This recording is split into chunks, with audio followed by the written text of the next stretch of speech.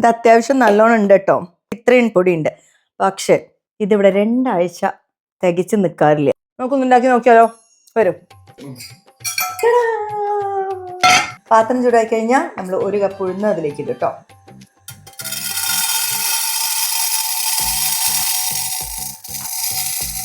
ASMR ഇത് നല്ല golden ആവണവരെ വഴറ്റണം കേട്ടോ. ഇപ്പൊ കാണുന്നുണ്ടല്ലോ, ഒരു ഗോൾഡൻ ബ്രൗൺ ആയി. നല്ലോണം ഇളക്കിക്കൊണ്ടേ ഇരിക്കണം. ഈ കൈ വിടാൻ പാടില്ല, അതാണ് ഇതിന്റെ ഒരു ഇതെന്ത്. ഇനി ഇതേ പാത്രത്തിലേക്ക് കടലപ്പരിപ്പ് ഇടുക. കടലപ്പരിപ്പ് 1/2 കപ്പാണ്. 1 കപ്പ് ഉഴുന്നിന് 1/2 കപ്പ് കടലപ്പരിപ്പ്.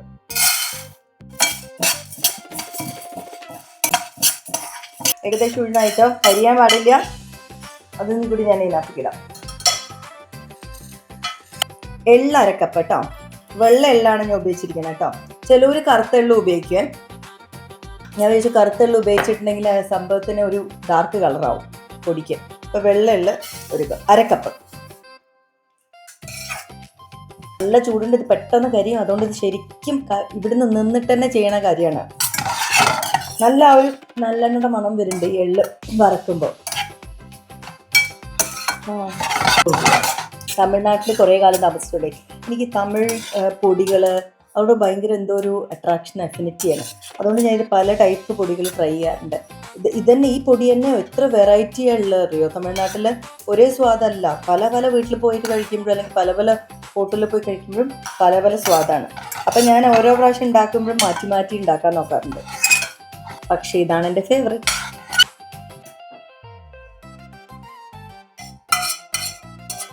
1/4 കപ്പ് തോരപ്പരിപ്പ് കേട്ടോ. ഇത് കുറവേ വേണ്ടു. അളവിൽ നോക്കുമ്പോൾ ഇതാണ് ഏറ്റവും കുറവ്. എൻ്റെ ചുവന്ന മുളക് കഴിയാറായി ഗൈസ്, നോക്കൂ. ഇത് അത്യാവശ്യം എരിവിനനുസരിച്ച് ഇടാൻ മതി. ഞാൻ ഒരു 10-20 ഇടാനാണ് വിചാരിക്കുന്നത്. ചിലവർക്ക് ഇത്ര എരിവ് വേണ്ട. അപ്പം എരിവ് ഇതിനനുസരിച്ച് കൂട്ടിയും കുറച്ചും ഇടാം നമുക്ക് കേട്ടോ. ഇതൊന്നാണ് ചൂടാക്കാം. 1 ടേബിൾ സ്പൂൺ കായാണ് കേട്ടോ. കായം ശരിക്കും നല്ല കട്ടക്കായ ഉണ്ടെങ്കിലും നല്ലതാണ്. ഇത് ഓഫ് ചെയ്തിട്ടാണ് കായ ഇടുന്നത് കേട്ടോ, അല്ലെങ്കിൽ കരിഞ്ഞു പോകും.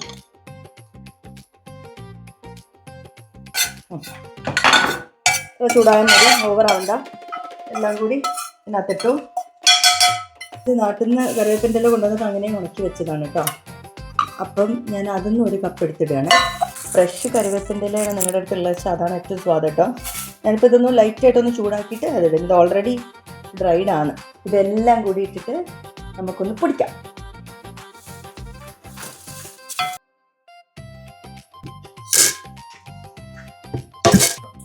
ഇതിനകത്തേക്ക് നമുക്ക് ഉപ്പിടണം. ഞാനിപ്പോൾ 1 സ്പൂണാണ് ഇടുന്നത്. ചിലപ്പോൾ ഇത് കഴിഞ്ഞിട്ടുണ്ടെങ്കിൽ ഉപ്പ് നോക്കിയിട്ട് കുറച്ച് കൂട്ടാറുണ്ട്. കുറയ്ക്കാൻ പറ്റില്ല, അതുകൊണ്ട് നോക്കിയിട്ട് ഇട്ടാൽ മതി കേട്ടോ.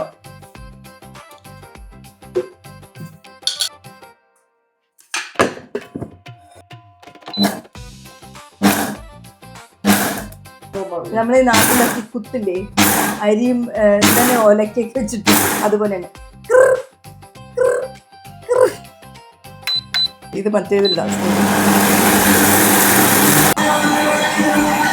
ഓൾമോസ്റ്റ് റെഡി ആയിട്ടുണ്ട്. നമുക്ക് നോക്കിയാലോ.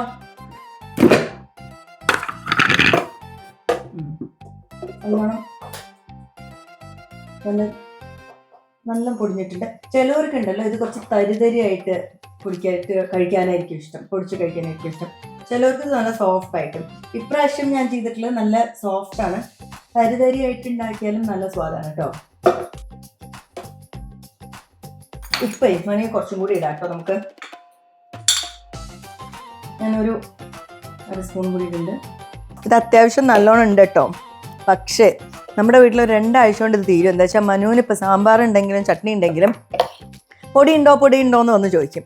ദോശയുടെ കൂടെ ആയാലും ഇഡ്ഡലിയുടെ കൂടെ ആയാലും മനുവിന് പൊടി ഭയങ്കര ഇഷ്ടമാണ്. അതുകൊണ്ട് അവന് ഇതിങ്ങനെ വേഗം തീർക്കാം. അപ്പോൾ 2 ആഴ്ച കഴിയാൽ ഞാൻ വേറൊരു ബാച്ച് ഉണ്ടാക്കേണ്ടി വരും. ഇത്രയും പൊടി ഇപ്പം ഉണ്ടാക്കി വെച്ചിട്ടുണ്ട് കേട്ടോ. നമ്മളുടെ ഈ ഇൻഗ്രീഡിയൻസിൻ്റെ ക്വാണ്ടിറ്റി ഞാൻ പറഞ്ഞതിനനുസരിച്ചിട്ട് ഇത്രയും പൊടിയുണ്ട്. കുപ്പിയിലിട്ട് എടുത്ത് വെച്ചാൽ ഒരു കുഴപ്പമില്ല. എയർ ടൈറ്റ് കണ്ടെയ്നറിലിട്ട് വെച്ചാൽ മതി. എൻ്റെ ചെറുപ്പത്തിൽ അമ്മ അത് ഇടയ്ക്കിടയ്ക്ക് ഉണ്ടാക്കും. അപ്പോൾ അമ്മയുടെ പൊടിയും നല്ല ടേസ്റ്റാണ്.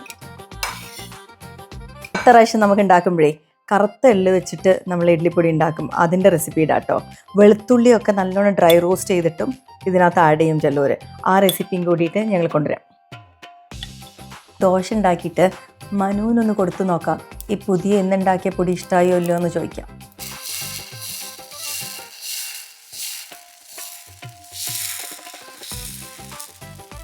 നമുക്ക് ഇതിനകത്ത് കുറച്ച് എണ്ണ ഒഴിച്ചിട്ട് മിക്സ് ചെയ്യാം. ഞാൻ നെയ്യാണേ ഒഴിക്കണേ. ഇതിന് പകരം നാട്ടിൽ നല്ലെണ്ണ ഉണ്ടെങ്കിൽ നല്ല സ്വാദാണ് കേട്ടത്. നാട്ടിൽ നല്ലെണ്ണ ഇല്ലേ, നമ്മുടെ ഇതേ നല്ലെണ്ണയൊക്കെ എന്ത് നല്ലെണ്ണ, നാട്ടിലെ നല്ലെണ്ണ നല്ല സ്വാദ്. ഇവിടെ കിട്ടുന്ന നല്ലെണ്ണയ്ക്ക് ഭയങ്കര ഒരു സ്ട്രോങ് എള്ളിൻ്റെതാണ്. അപ്പം അത് ഇതിന് സ്വാദ് ഉണ്ടാവില്ല. പക്ഷെ നാട്ടിലെ നല്ലെണ്ണ കലക്കും.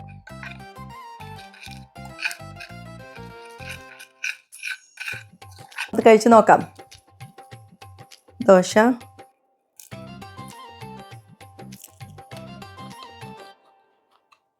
സത്യം പറഞ്ഞാൽ ഈ ജോലി എടുക്കുന്ന അമ്മമാർക്ക് ഇത് ഉണ്ടാക്കി വെച്ചാൽ ശരിക്കും നല്ലതാണ്.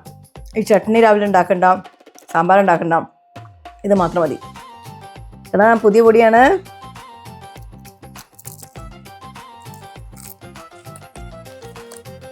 Yeah, I liked it.